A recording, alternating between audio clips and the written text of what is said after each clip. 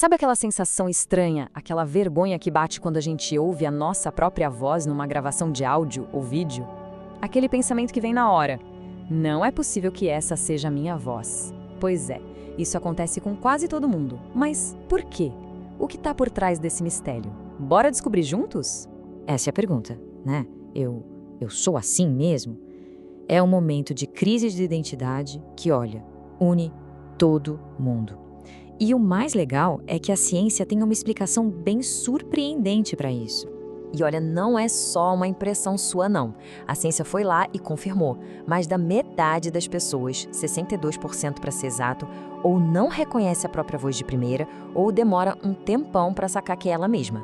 Então pode relaxar, não é uma esquisitice sua, é um fenômeno super comum. Para a gente entender essa história toda, nosso papo vai passar por 5 pontos principais. Primeiro, o que é o tal do confronto vocal.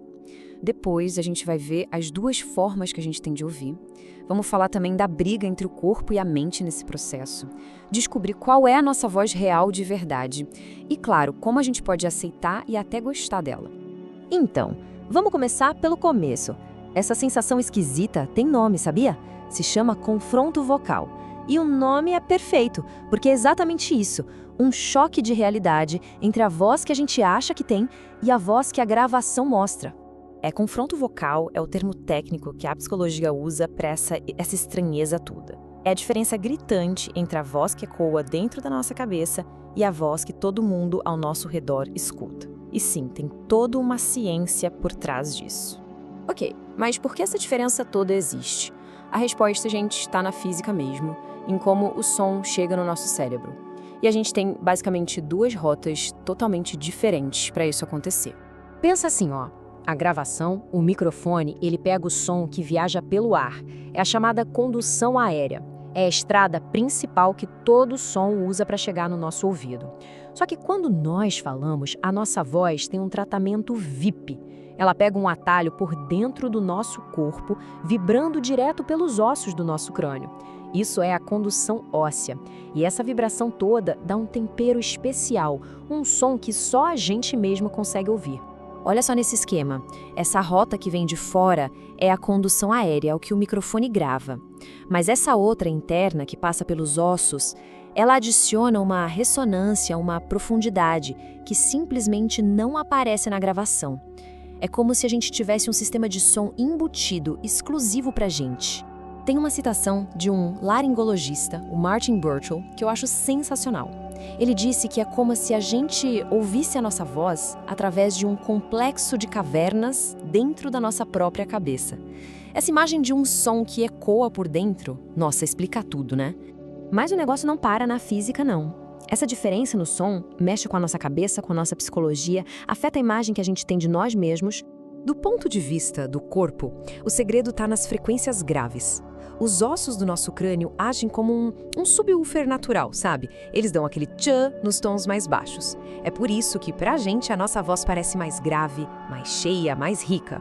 Já o microfone, coitado, ele só pega o som que vem pelo ar, sem esse reforço de graves. O resultado, a gente se ouve na gravação e acha a voz mais fina, mais aguda.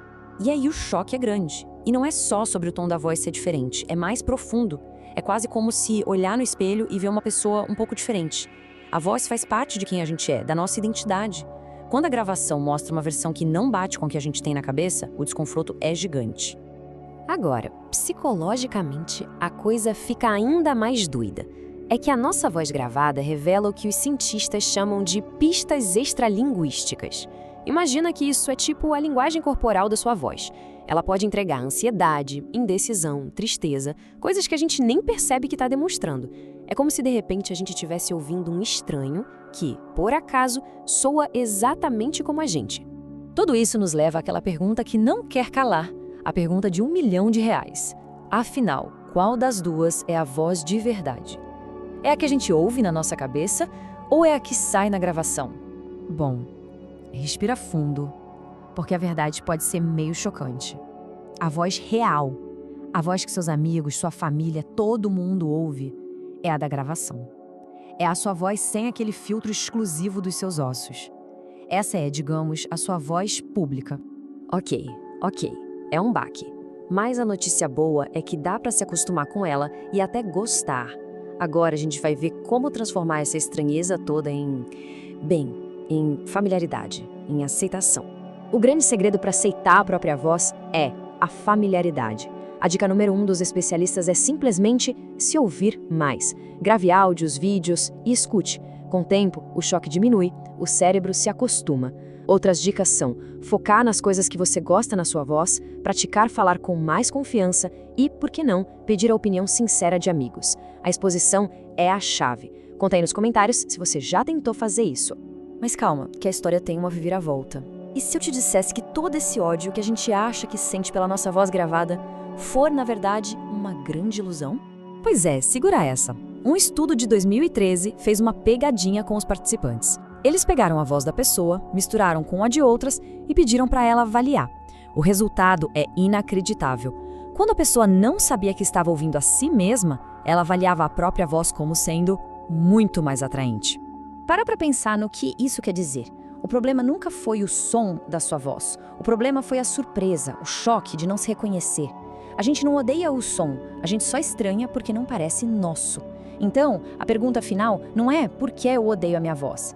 A verdadeira pergunta é: o que a sua voz real, essa que todo mundo ouve, revela sobre você que talvez você ainda não esteja pronto para escutar?